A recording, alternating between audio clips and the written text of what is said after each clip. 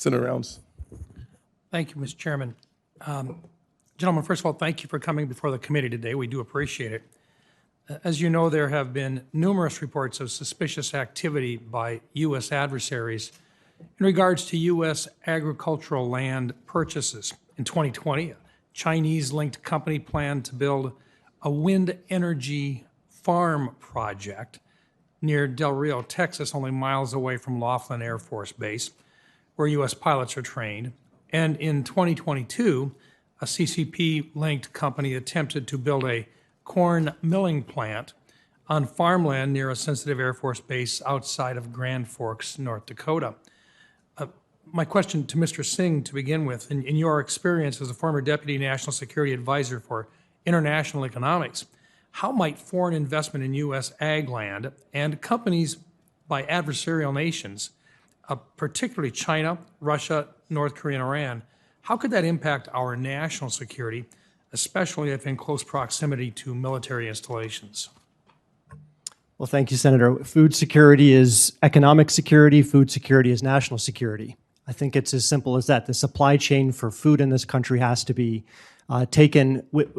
treated with the utmost importance in the same way that we do with foundational technologies, in the same way that we do with energy and manufactured goods.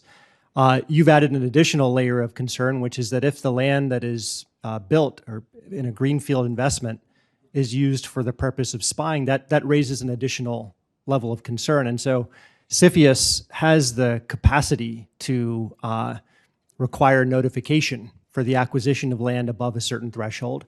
It can bring in the experts to determine whether a national security risk is implicated. And that strikes me as a reasonable way forward. Thank you. Mr. Lowry, we have bipartisan legislation. In fact, Senator Tester and I have it together. It's called the PASS Act, and that would prohibit China, Russia, Iran, and North Korea from purchasing U.S. ag land and agricultural companies, as well as adding the Secretary of Ag as a standing member of the Committee on Foreign Investment in the United States, CFIUS.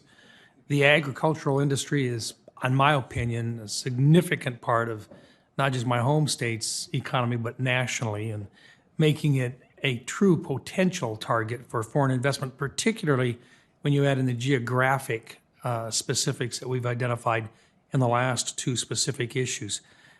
How might legislation like the PASS Act help protect this very important sector, particularly in these geographic locations? Thank you, Senator. I don't know the specifics of your legislation, but from what you just described, I think that the issue to think about is a couple-fold. One is, as Mr. Singh kind of alluded to, CFIUS does have the ability under FIRMA, the law that was passed to reform CFIUS back in 2018 and the regulations in 2020, to look at greenfield investments in agricultural spots that provide a national security nexus. So in terms of a few things. One is if the Department of Agriculture should be part of CFIUS, that's something I think that's a very reasonable idea. Right now, if there is an agricultural aspect to a transaction, agriculture can be brought in by CFIUS, and it has been in the past. But that doesn't mean it shouldn't be more of a regular operation as opposed to kind of an ad hoc type of thing. In terms of a prohibition on specific countries and investments, I would have to really look at it. I have my concerns about that because I do believe strongly in the ability for countries to and entities to invest in the United States, because I think that is actually a positive for the United States. So I'm a little reluctant on suggesting outward absolute prohibitions, but I think that, without seeing the legislation, I think that would be my caution, I guess. Thank you. And the reason why I ask is because the prohibition was specific to those associated with China and North Korea, Russia in particular right now, and I think that's a huge part of it, and Iran. And particularly because I can't imagine why any of us would want them to be able to purchase farmland in particular, particularly if it was an area that was near a sensitive geographic location. And it surprised us that those particular two areas that I had identified earlier had actually gone as far as they did before they were stopped. So I appreciate that, and thank you for your comments. Thank you, Mr. Chairman. Thanks, Senator Rounds. Senator Tester from Montana is recognized. Yeah, thank you, Mr. Chairman, ranking member. Congratulations to the ranking member for taking over this committee. It's the first time I've been here in person. I've been online, so thank you for your leadership. Thank you, Mr. Tester. I'll extend to you another 30 seconds, please. Perfect. Yeah, keep going. That's perfect. Senator Rounds brought up an issue that's near and dear to my heart because we have a bill on it, so it ain't over with yet, folks. I want to talk to you more about China, North Korea, Russia, Iran being prohibited from buying land. Number one, let's just take it at that face value. Do we have the ability to be able to track and stop that sale from happening on farmland or an agribusiness, because it applies to both? Right now, my understanding of the laws or rules for CFIUS is that if a transaction was in a greenfield transaction and is within a certain mileage, basically, of sensitive areas, Okay. then CFIUS can investigate that transaction and make a determination on whether or not it is a national security issue and eventually, potentially even block it.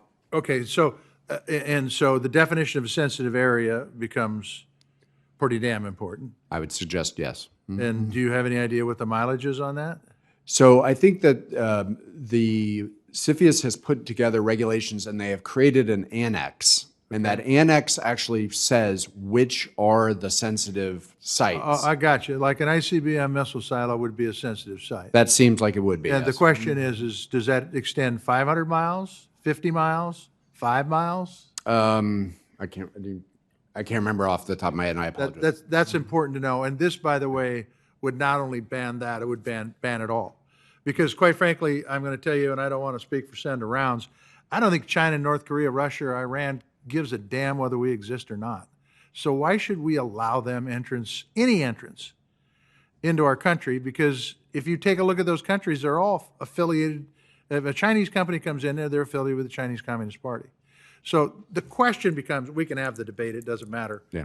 Rounds and I already have our minds made up. This is a good thing to have happen Yeah. for not only Americans' national security, but for our food security, which is, you had already pointed out, are one and the same. The question becomes is, if we put it into effect, can you give us the ability so we can actually enforce it? So we could actually enforce it, number one. Number two, is it even possible to do this, assuming they're not going to come in as an oligarch from Russia, but use a shell company that may be a Canadian company? So purchases, right now, under CFIUS, CFIUS has become expansive in the last few years. And instead of dealing with 100 or so transactions a year, it's now dealing with over 400. Okay? So that means you have to have resources. You have to be able to look. These are national security issues that people are looking at. If you expand to the whole of the United States and basically say every single purchase of any type of land by anybody from China, whether they're from a private sector or a government sector or from Russia, By the way, unless you can prove to be a different, fair amount of work. if you can prove to be different, private sector is government sector in China. That's fine. But the thing is that what we have to think about is, in some respects, how big is the issue or the problem at this point? Is there a lot of ownership? And I think the answer is probably no. And but then if you are going to take and look at every single transaction that takes place on farmland from foreign buyers, because of your concern about shell companies, Yes. that could be a fairly significant expansion of CFIUS. Yeah, I think it would be, and I think the challenge is, do we think this is real, or do we not think this is real? And one of our challenges is and this is the scary part, we don't know how big of an issue it is. We don't know how big of an issue it is. I can tell you, I had a Farm Bill listening session. Montana's a pretty good sized state. It's 540 miles long and 400 miles wide. I haven't had one yet where this issue hasn't either been brought up in public or in private. So there's land transferring all over the place here. And I think we need to get our hands on it. I think, the balloon should have been a wake-up call for us all. It really should have been. Because the truth is if they own land where I live, which is as the crow flies, probably 60 miles from the nearest silo. I would say that that's of concern for me. So what the hell? I mean, there's sensitive sites all over the country. Here's what I hope, guys, and then I'm going to turn it back to Chairman. I hope you will work with us to make this workable. And I know it's going to be complicated, and I know that people are going to say this can't be done, but I think this is a huge issue. I think it's a huge national security issue, and I don't think we should be allowing countries who don't give a damn whether we exist or not owning land, whether it's farmland or agribusiness in this country. They're not our friends. They're not here to do us good things, okay? Thank you all very much.